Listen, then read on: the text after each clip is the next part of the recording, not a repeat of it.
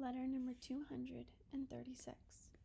My darling wife, this may be one letter you will long since have given up at last, but I feel tempted to put in the numbers just for old time's sake, and furthermore, you'll be able to fill it in with the proper sequence through the others, neither reveal the events ahead nor the thoughts which really occupy my mind. I don't know whether you have my letters or not. It would be easier for you in the future if you had, but not knowing you of old. I suspect that somewhere they clutter up the place, and even taken all together, they would scarcely give you a true picture of my regard and love for you. I have already written all the children, and perhaps it will not be an easy task for you to read them their letters. It was not an easy one to write them. But they were not born of a sense of duty. They were just an expression of the overflow from a heart too full for words. I have left this letter until the last. My trucks and effects are almost ready. Tomorrow night we will not be here. Our destination and task is not known. How long we shall prepare or wait is a mystery. But as I leave my truck behind, I forward it to Allwards. I feel I should leave in it some written messages besides these other things you may receive.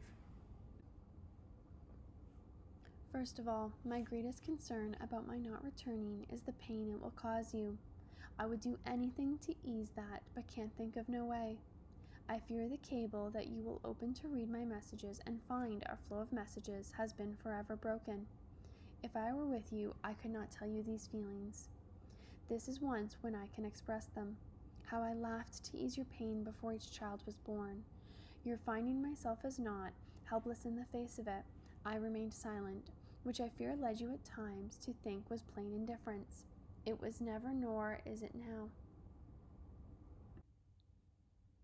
Somehow I feel that at these times, when the numbing shock of pain has gone, though the ache will remain, you will be able to devise a way in the face of all difficulties which are now as puzzling to me as you. At first, the shock and impact of all the news, you will be bewildered and frustrated, but somehow I feel that even before this letter will have reached you, you will have the nucleus of a plan, and once set upon it, you will see it through. I believe, from what you tell me, our girls have the right stuff in them, and once you have weathered the storm of the first 5 years, life will be much more pleasant for you. It is a matter of deep pain to me to think that my own father will likely prove so utterly miserable to you. That thought is a torment, but I advise you to plan your world considering the worst he can do rather than hope for help. His prejudices have become a mental disease at his age.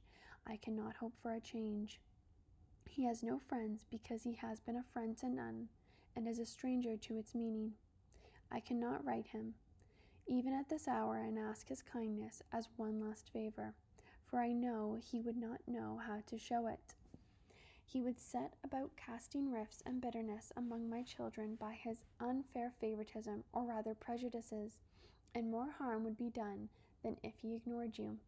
For this reason, I wrote and told him to not leave money to Joan. I want my girls to feel they were equal in the mind of God, and fair people, and what they achieve they get by their own virtue. I do not know whether you can find such a place, but I would like to see you secure a home on an outskirts of a city rather than in some small town.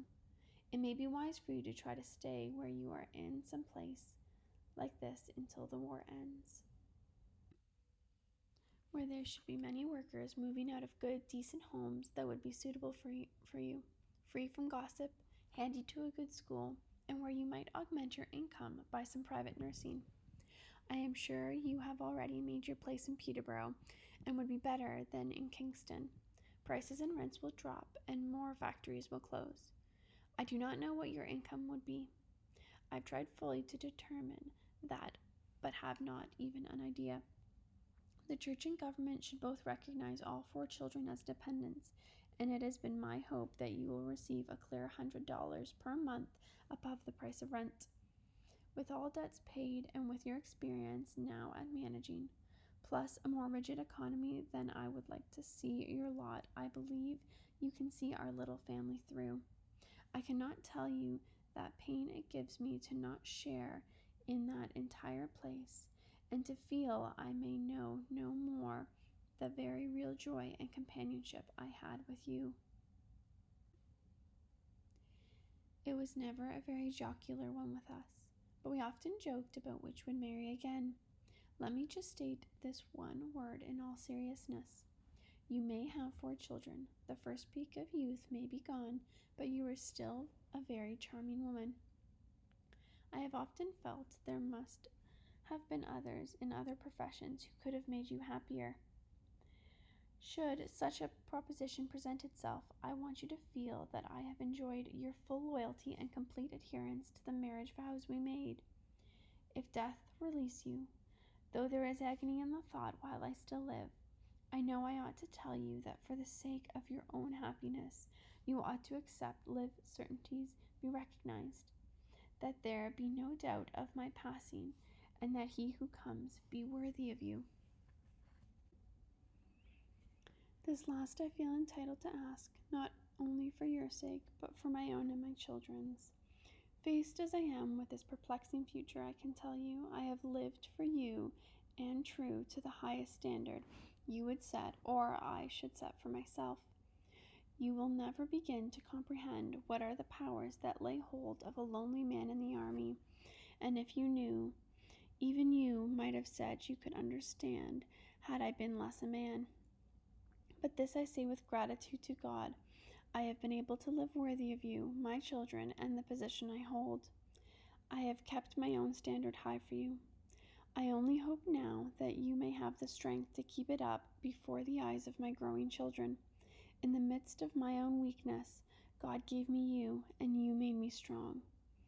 In him is your strength too. Let not this blow destroy your faith, but rather let my testimony strengthen it.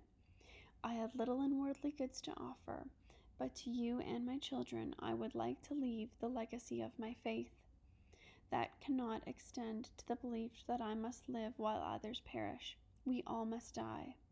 And tragic as it may seem, it may yet prove the beginning of a larger, fuller life for all of you. And now, darling, my last farewell. You will weep as I weep too. We are even denied the comfort of a farewell kiss or clasping of the hand. But in my dying moment, I know I shall possess the vision of your face, and contrary to your foolish thoughts, to me it is the most beautiful in the world. Here in my loneliness, it has stood as the symbol of all that I hold dear, the emblem of all I have ever possessed or known, in which happiness is my portion. I am not an artist, but it is natural that I should see in what no other man can see, my wife, my beautiful partner, and the mother of my children. Some place in the world there are but institutions to reach with the office, school, or shop. To me you are the very gift of God.